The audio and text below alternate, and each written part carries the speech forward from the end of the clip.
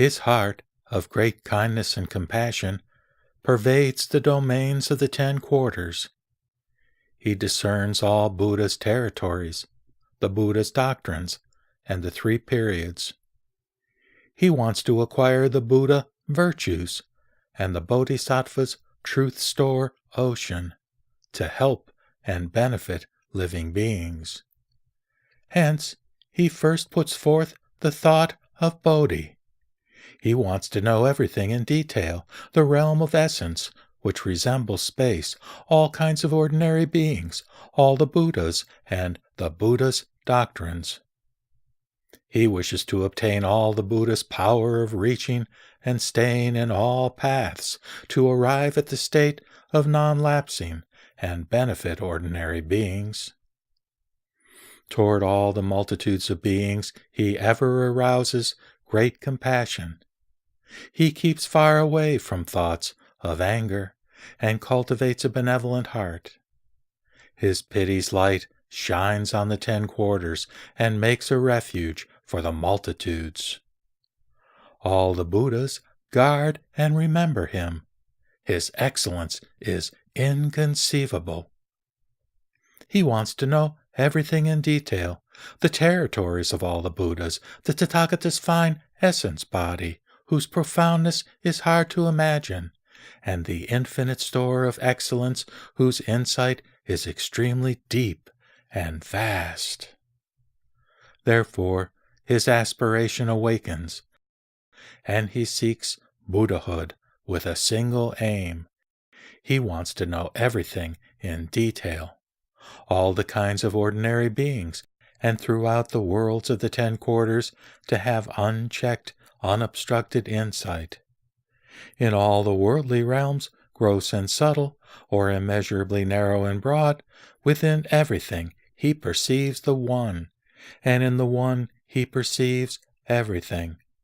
The bodhisattva in those practices works earnestly and is not neglectful, not shunning pain, not clinging to pleasure, because he wants to save living beings. He appears in front of all the Buddhas and looks on them gladly, insatiably.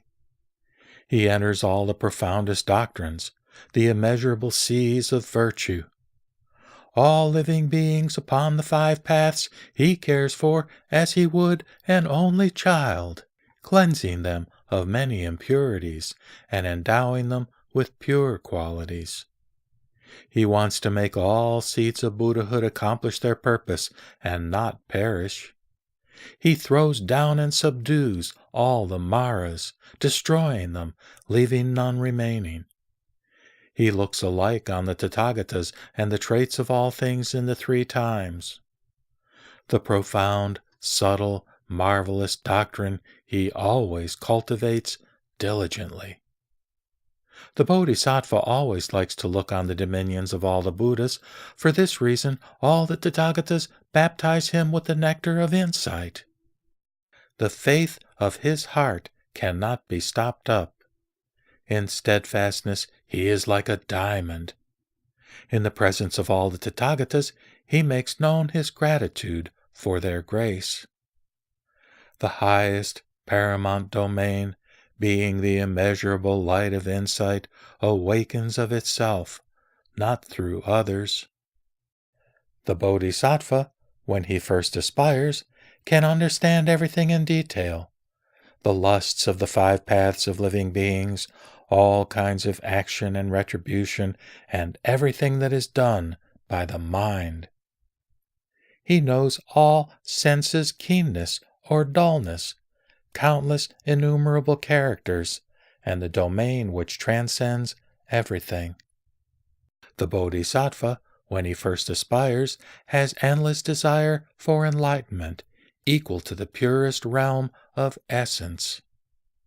Without attachment and without support, as free from defilement as the ether, he has accomplished a Buddha's insight. His mind has no hindrance or obstruction. He clearly knows the region of real truth. He is in cessation, free from falsehood.